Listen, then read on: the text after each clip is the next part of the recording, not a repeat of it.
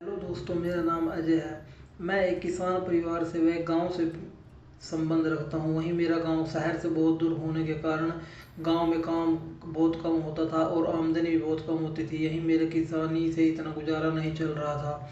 इसलिए मैंने फैसला किया कि मैं अपनी पढ़ाई पूरी कर किसी अच्छे शहर में नौकरी ढूंढने जाऊंगा और वहां नौकरी कर अपना घर वसन अच्छा करूंगा और पापा की भी हेल्थ हो जाएगी। यही सब सोचने के बाद मैंने अपनी ग्रेजुएशन पूरी करने के बाद एक बहुत बड़ी कंपनी में इंटरव्यू दिया। इंटरव्यू के 4 राउंड हुए और राउंड पास होने के बाद मेरी नौकरी मुझे सफल से मिल गई और इस सफलता के कारण मैं घर पर आकर बहुत खुश हुआ। और मैंने जैसे अपने माँ बाप को बताया, मम्मी थोड़ी मायूस हो गई, लेकिन पापा ने मुझे जाने के लिए हाँ कर दिया। पर जैसे ही मैंने जैसे तैसे करके मैंने मम्मी को भी मना लिया और मैं अब उस नौकरी के लिए तैयार था और मैं नौकरी करने के लिए चला भी गया। लेकिन इतने बड़े शहर में और इतनी दूर होने के कारण मेरा कोई वहाँ जानकार व जानने वाला नहीं था। पर लेकिन मैंने जैसे तैसे कर घर ढूंढना शुरू कर दिया और मुझे एक कॉलोनी में घर भी मिल गया। इस घर में एक अंकल और आंटी रहते थे। वे किराया भी बहुत ही अच्छा था और यह सब सोच मैं खुश हुआ कि चलो एक मुराद और पूरी हो गई। और उस घर में मैंने अपना एक रूम ले लिया और उस जैसे ही किराए की बात पूरी होकर आंटी ने मुझे मेरा रूम दिखा दिया। आंटी बहुत ही खूबसूरत थी। वह पतली रंग की थोड़ी सांवली थी, लेकिन मस्त उसका शरीर देख के हर कोई पागल हो जाए, इतना अच्छी उनकी सुडौल बॉडी थी जिसको देखकर मैं भी पागल हो रहा था। आंटी भी थोड़ी चंचल ही मुझे लग रही थी, लेकिन मुझे इससे क्या, मुझे तो अपना काम करना था। वे पैसे कमा के जल्दी से जल्दी अपने घर के हालात सही करने थे। और तभी मैंने अपना बैग अपने रूम के अंदर रख के थोड़ा कमरे को साफ सफाई करने में लग गया। और साफ सफाई करने के बाद जैसे ही शाम मैं घर से बाहर निकलता हूँ, वह थोड़ा सामान लेकर आने के बाद कुछ खा पी कर ऐसे ही सो जाता हूँ। सवेरे सवेरे तैयार होकर अपनी कंपनी में जैसे ही जाने लगता हूँ, आंटी बोलते हैं, अरे आज तो तुम्हारा पहला दिन है, मैं तुम्हें आज थोड़ा मीठा खिलाकर भेजती हूँ। मैं बोला, नहीं आंटी मुझे लेट हो रहा है। वो बोली, अरे नहीं नहीं तुम रुक जाओ थोड़ी देर। और मैं रुक जाता हूँ। आंटी थोड़ा सा गुड़ चीनी लेकर आती है। खाने के बाद मैंने जैसे ही आंटी के पैर छूने चाहिए तभी वह मुझे बोली, अरे मैं इतनी भी बुजुर्ग नहीं हूँ कि तुम मेरे पैर छूओगे। और यह बोल उन्होंने मुझे पकड़ अपने गले लगा लिया। उसके बड़े बड़े गुब्बारों के बीच मेरा सर था और जी, और ये सब देख मैं पागल हो चुका था। लेकिन जैसे ही मैं दूर हटा, मेरा गुप्ता जी भी खड़ा हो चुका था। पर लेकिन मैंने जैसे तैसे अपना बैग आगे कर उसको छुपाते हुए मैं वहाँ से बाहर निकला और निकल कर कंपनी में चला गया। लेकिन मैं पूरे रास्ता और पूरा दिन कंपनी में यही सोचता रहा कि ये मेरे साथ क्या हुआ। लेकिन जो भी था, मुझे थोड़ा तो मज़ा आया।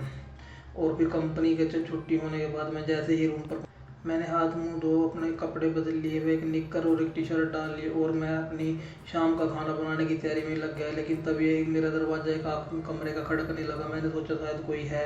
तभी मैंने कमरा खोला तो सामने एक अंकल खड़े जो कि उस घर के मालिक थे। और मैंने अंकल को नमस्ते कर बोला, हाँ जी अंकल बोलिए। वह अंकल बोलते हैं, अरे आज तुम खाना मत बनाओ, आज तुम्हारा खाना तुम्हारी आंटी ने बनाया है। हमारे यहाँ जो भी रहने आता है हम उसको शाम का पहला खाना हम ही खिलाते हैं। मैंने कहा ठीक है अंकल, पर मैं अभी तो बना रहा हूँ। अंकल बोला, अरे नहीं नहीं ऐसा मत करो, मैं तुम्हें खाना खिलाऊंगा ना, तुम्हारी आंटी तुम्हारे लिए बहुत मेहनत कर रही है, आ जाओ जल्दी से।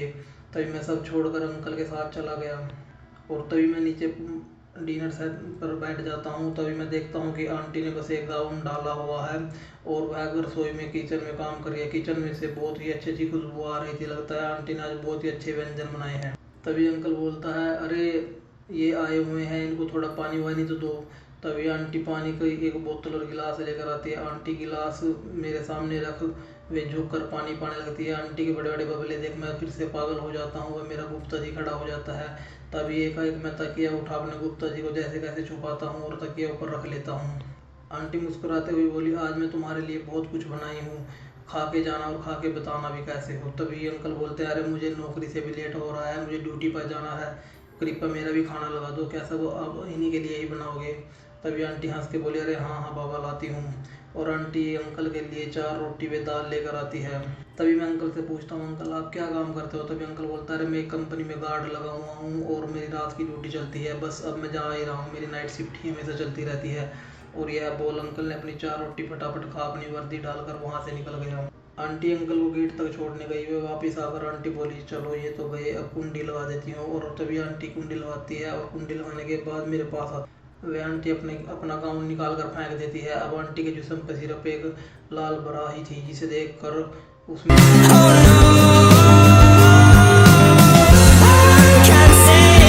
तैसे अपने गुप्ता जी को संभाला हुआ था। तभी आंटी खीर में कुछ और बना कर लेकर आती है और मेरी बिल्कुल जड़ में मुझसे सट कर बैठ जाती है और मुझे एक चम्मच खीर का खिलाते हुए बोलती है, क्या हुआ, तुम कुछ खा क्यों नहीं? लेकिन मेरा ध्यान तो आंटी के बड़े बबलों पर था जो कबूतर की तरह झूल रहे थे। तभी आंटी बोली, उफ, ये गर्मी ने तो बहुत ही परेशान कर रखा है। तभी आंटी वो बरा भी उतार कर फेंक देती है, जिसे देख मैं पागल हो जाता हूँ। और आंटी एक खीर का चम्मच भर मेरे मुंह की तरफ लेकर आती है और मुझे एक चम्मच खिलाने के बाद तकिया देख कर बोलती है, अरे इस तकिए को हटाओ नहीं, बीच में क्यों रखा हुआ है?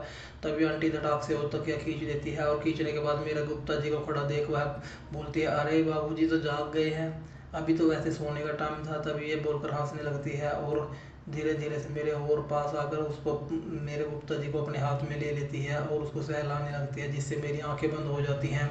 और यह सब देख मैं तो सोच भी नहीं सकता था कि ऐसा भी हो सकता है कभी ज़िंदगी में मेरे साथ। फिर मैंने भी आंटी के बड़े बड़े गुब्बारे दबाए और उसके बाद वो सब हुआ जिसकी मैंने कभी कल्पना भी नहीं की थी। लेकिन मज़ा बहुत आया और रात बहुत ही शानदार निकली। अब हम अक्सर अंकल के जाने का इंतज़ार करते हैं और फिर गुप्ता जी भी खड़े हो जाते हैं और गुफा में जाने के लिए भी तैयार ही रहते हैं। प्लीज़ दोस्तों, मेरे चैनल को सब्सक्राइब करो, बड़ी मेहनत से वीडियो बनाता हूँ। Thank you friends.